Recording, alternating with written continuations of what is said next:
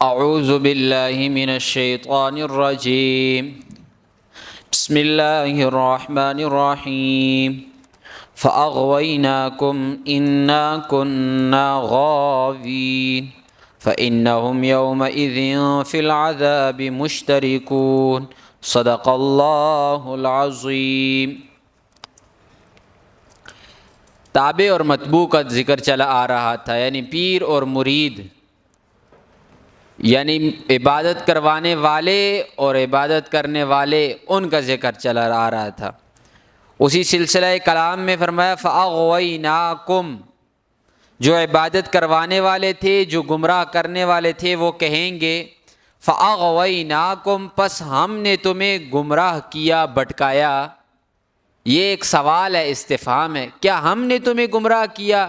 اِنَّا كُنَّا غَاوِينَ، ہم تو پہلے سے گمراہ تھے، ہم تو خود بھٹکے ہوئے تھے، تمہیں جو ہم نے بھٹکا دیے اس میں کون سی بڑی بات ہے؟ ہم نے تو راستہ دکھلایا ہے نا، پکڑ کر ہاتھ سے کوئی کام ہم نے تم سے نہیں کروایا۔ اب ایک آدمی کو پتہ ہے کہ فلاں غلط آدمی ہے، تو وہ آپ کو غلط کرے گا یا نہیں کرے گا؟ اس کے پاس جانے کی ضرورت ہی کیا؟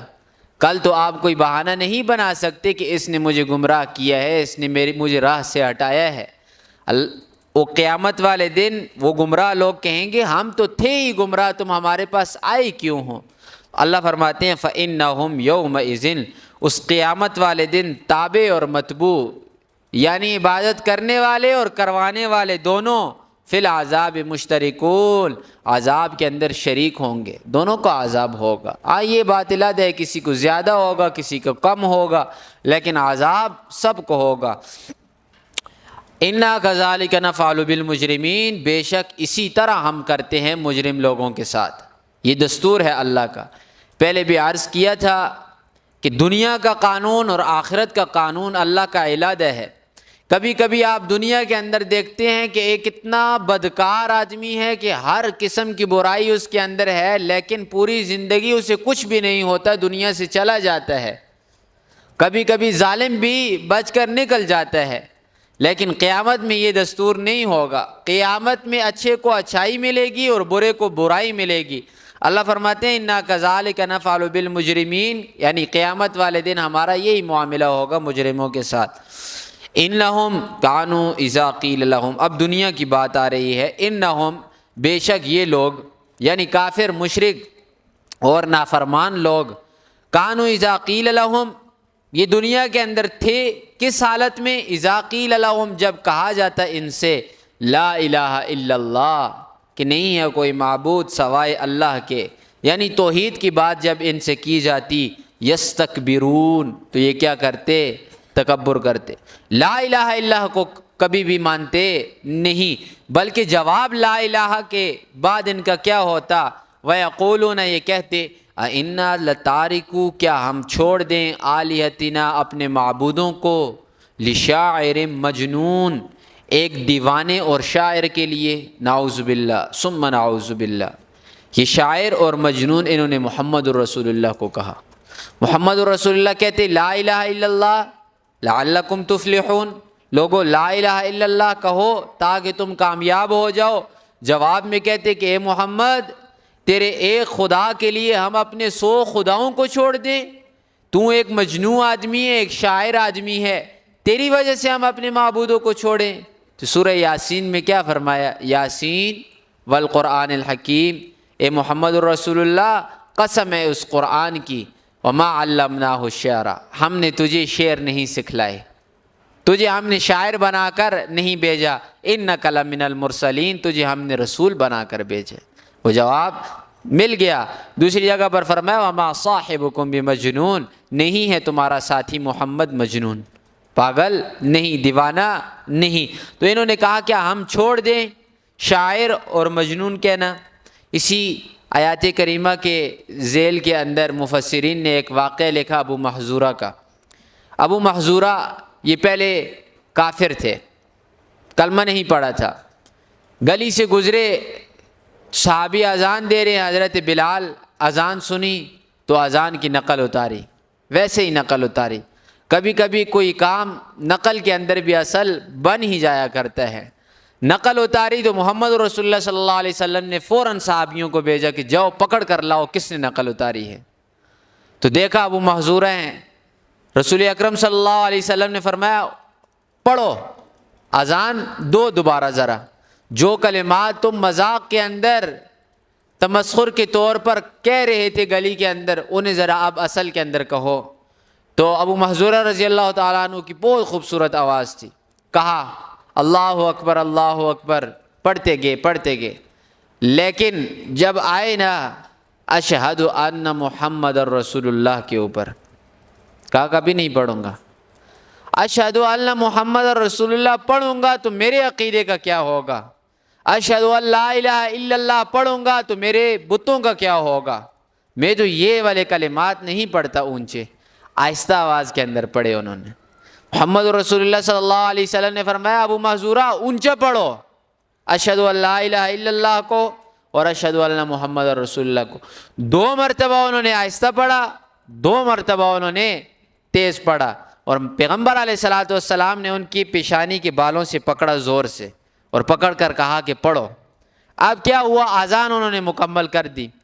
اذان مکمل کرنے کے بعد ایمان لائے تو محمد رسول اللہ نے ڈیوٹی لگا دی اذان دینے کی، پھر دیا کرتے تھے اذان، لیکن علاقہ کسی اور علاقے کے اندر چلے گئے، تو اب ان کا جو طریقہ تھا نا اذان دینے کا، وہ حدیث کی کتابوں میں آیا ہے، وہ جب کبھی محمد رسول اللہ کے بعد بھی اذان دیا کرتے تھے نا تو اشہد ان لا الہ الا اللہ کو پہلے 2 مرتبہ آہستہ کہتے، پھر 2 مرتبہ تیز کہتے۔ انہوں نے پکی یہ طریقہ اپنا لیا۔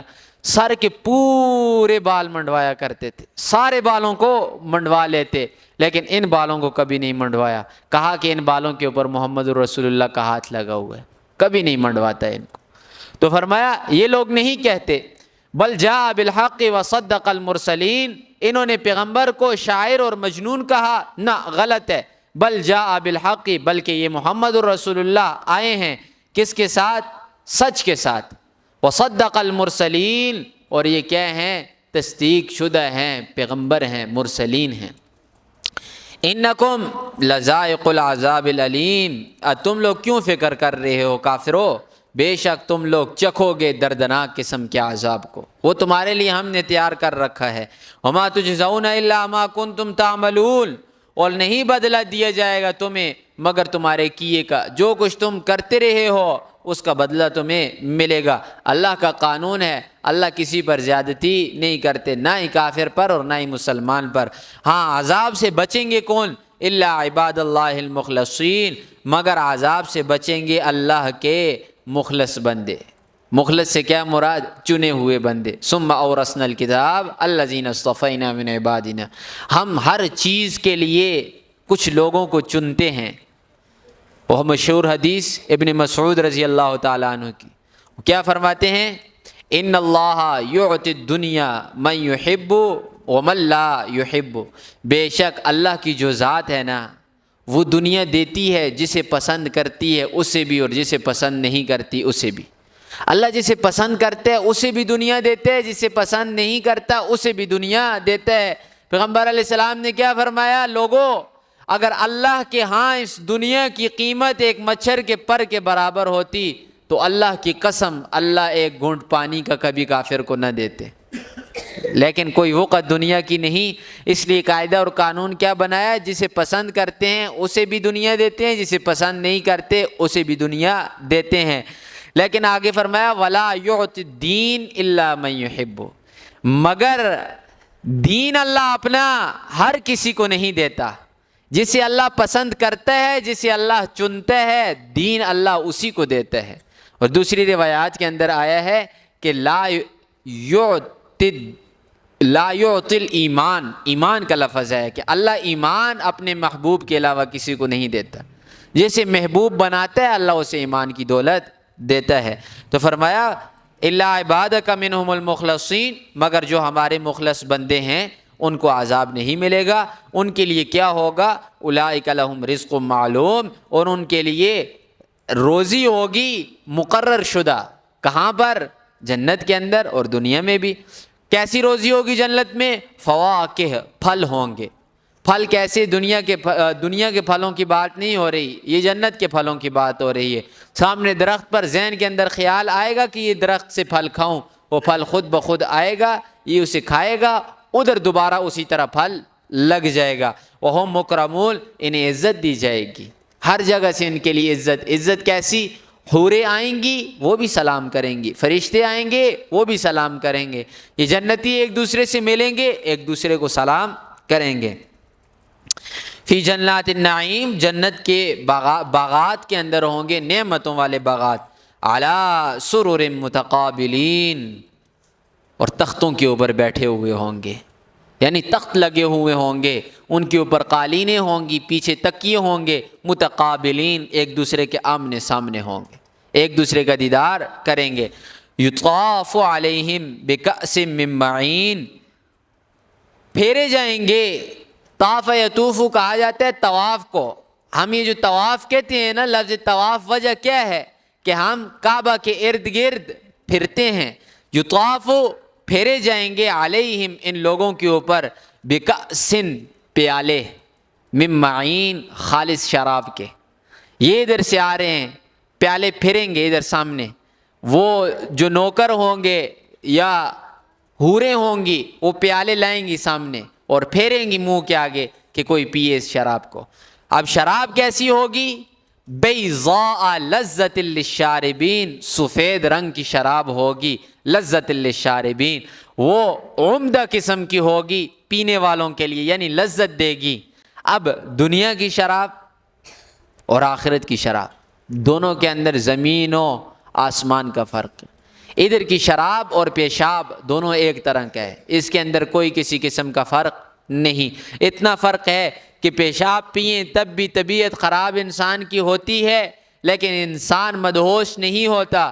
شراب پئیں گے طبیعت خراب ہوگی، لیکن عقل کے اوپر پردہ پڑ جائے گا، پتہ نہیں چلے گا ماں کون ہے، بہن کون ہے، بیٹی کون ہے، اس چیز کا پتہ نہیں چلے گا دنیا کی شراب سے۔ اور پیغمبر علیہ السلام نے فرمایا جس نے دنیا کے اندر شراب چکھی، اللہ قیامت والے دن اسے جنت کی شراب سے محروم رکھے گا۔ اب اس شراب کی خاصیت دیکھیں، لا فیہا غول، اس شراب کے اندر کوئی بیماری نہیں ہوگی۔ شرابیوں سے آپ پوچھ سکتے ہیں کہ سر کے اندر بھی درد ہوتا ہے، پیٹ کے اندر بھی درد ہوتا ہے، طرح طرح کی بیماریاں لگتی ہیں، دل ختم ہو جاتے ہیں، پھیپھڑے ختم ہو جاتے ہیں، انسان کسی کام کا نہیں رہتا، اور سب سے بڑی جو اس کی خرابی ہے وہ کیا؟ انسان کی عقل پر پردہ پڑ جاتا ہے، پتہ نہیں انسان کو چلتا اچھا کیا ہے، برا کیا ہے، ماں کون ہے، بہن کون ہے۔ تو آگے فرمایا وَلَا هُمْ عَنْهَا يُنزَفُونَ، اور نہ ہی اس قیامت والی شراب کے اندر بہک نہ ہوگا۔ پئیں گے سرور آئے گا، سرور کیسا؟ دماغ بالکل صاف، ہر ایک کو پہچانیں گے، اس کے اندر بہکنا نہیں ہوگا۔ وَعِندَهُمْ، اور ہوں گے ان کے سامنے، قاصرات الطرف عین، کون سی حوریں؟ جو نظروں کو جھکائی ہوئی ہوں گی اور موٹی موٹی آنکھوں والی ہوں گی، آنکھیں ان کی موٹی ہوں گی لیکن نظریں جھکی ہوئی ہوں گی، اور ان کی خاصیت کیا ہوگی؟ کأنہن بیض مکنون، گویا کہ چھپا ہوا انڈا۔ ایک انڈے کو آپ پھینک دینا، اس کے اوپر گرد و غبار بھی آئے گا، وہ ٹوٹے گا بھی، اور اسے دیکھنے کا دل نہیں کرے گا۔ لیکن ایک انڈے کو جب آپ پردے کے اندر رکھیں گے نا تو وہ کیا ہوگا؟ صاف ستھرا ہوگا، اس کا رنگ بھی خراب نہیں ہوگا، اور اصل انڈا کھانے کے لائق وہی ہوگا۔ اب راستے کے اندر ایک انڈے کو پھینک دے، ایک ادھر سے آئے لات مارے ٹوٹ جائے، کوئی اس انسان کا تصور کرے گا کہ میں اس انڈے کو کھاؤں؟ اب حور عین، اس کا قرآن میں بیان آیا تو اللہ نے فرمایا کہ بیض مکنون، چھپا ہوا انڈا۔ پتہ کیا چلا؟